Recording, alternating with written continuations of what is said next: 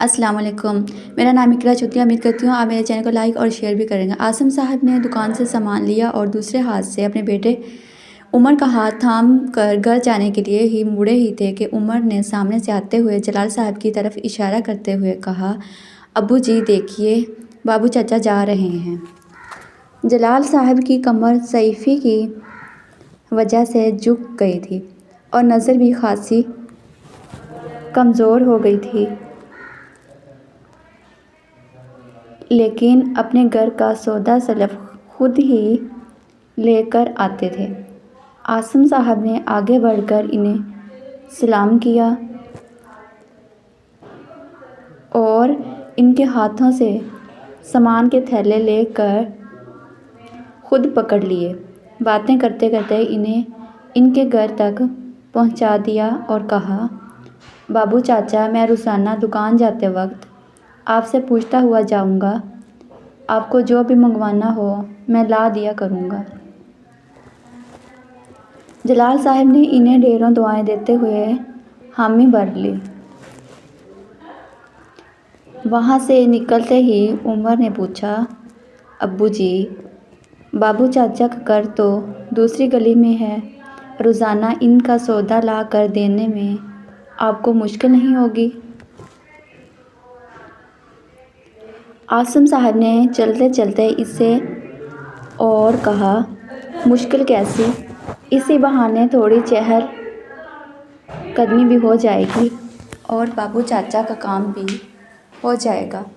अगर हम सब इसी तरह एक दूसरे की मदद करते रहे तो हमारे माशरे में यकजहती की फ़िज़ा कायम हो जाएगी, समझें।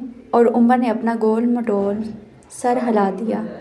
उमर और इसका भाई नौफल तख्त पर बैठे दादी जान से कुरान पाक पढ़ रहे थे। बराबर में रज़िया भी आगे पीछे हिल हिल कर कायदा पढ़ रही थी। रज़िया गरीब घर की बच्ची थी और इनके घर हल्का फुल्का काम करने के लिए आती थी। अब दादी जान ने इसे कुरान पाक सिखाने की गर्ज से कायदा पढ़ाना शुरू किया था। सबक ख़त्म हुआ और रज़िया अपने घर चली गई तो नौफल ने सामने रखी चाय की प्याली में बिस्कुट डुबोते हुए दादी जान से पूछा, दादी जान, ये रज़िया बाजी तो इतनी पढ़ी लिखी नहीं होगी, मुश्किल से सबक याद करती है, फिर भी आप इन्हें इतने प्यार से कायदा पढ़ाती हैं। दादी जान ने बात समझते हुए कहा, बात तो आपकी दुरुस्त है नौफ़ी मियाँ, मगर इल्म किसी भी उम्र में हासिल किया जा सकता है और कुरान पाक पढ़ना तो वैसे भी बहुत सवाब का काम है। बस हमें अच्छाई का कोई भी मौका हाथ से नहीं जाने देना चाहिए, ठीक है ना? दोनों बच्चों ने एक साथ हाँ में सर हिला दिए। अम्मी ने घर की क्यारियों में लगे हुए सदाबहार के पौधों में से कुछ टहनियाँ जड़ों समेत निकाल लीं और दो अलग अलग गमलों में लगा दी। उमर और नौफल करीब ही खेल रहे थे। अम्मी ने पहले उमर को बुलाकर कहा, उमर बेटा, ये गमला बराबर वाले कासम भाई को दे आओ। फिर नौफल से कहा, नौफ़ी, तुम ये गमला सामने वाली ताहिरा खाला के घर पहुंचा कर आओ। उमर ने हैरत से पूछा, अम्मी जी, आप पड़ोसियों को पौधे देती हैं क्या? इन पौधों से हमारा माहौल खूबसूरत हो जाएगा।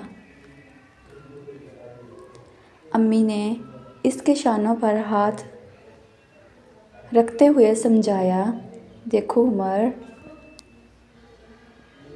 इंसान को बस अच्छे काम करते रहना चाहिए ताकि हमारी देखा देखी दूसरे लोग भी फलाह के कामों में فلاح کے کاموں کی طرف راغب ہو جائیں۔ جب بہت سارے لوگ مل کر بہبود کے کام کریں گے تو ہمارا معاشرہ مثالی ہو جائے گا۔ دیکھو نا، تم لوگ بھی تو اپنی گولک میں تھوڑے تھوڑے پیسے ڈالتے رہتے ہو، پھر کچھ عرصے بعد وہ تھوڑے تھوڑے پیسے مل کر ایک بڑی رقم بن جاتے ہیں۔ بس اسی طرح ہمیں چھوٹے چھوٹے فلاحی کام متحد ہو کر ایک جماعت کی شکل میں کرنے چاہیے۔ اس کا فائدہ دنیا میں بھی ہوگا اور آخرت میں بھی۔ عمر اور نوفل نے یہ باتیں غور سے سنی اور ایک عزم کے ساتھ سر ہلا دیے۔ نوفل نے کچھ سوچتے ہوئے کہا، امی جی، آج سے میں پودوں کو پانی دیا کروں گا۔ عمر فوراً بولا، اور میں دادی جان کے پیر دبایا کروں گا۔ عاصم صاحب قریب ہی بیٹھے اخبار پڑھ رہے تھے۔ انہوں نے کہا، پڑوسیوں کی مدد کرنا بھی نیک کام ہے، یہ کون کرے گا بچوں؟ دونوں نے ہاتھ ہوا میں بلند کرتے ہوئے نعرہ لگایا، ہم کریں گے، ہم کریں گے۔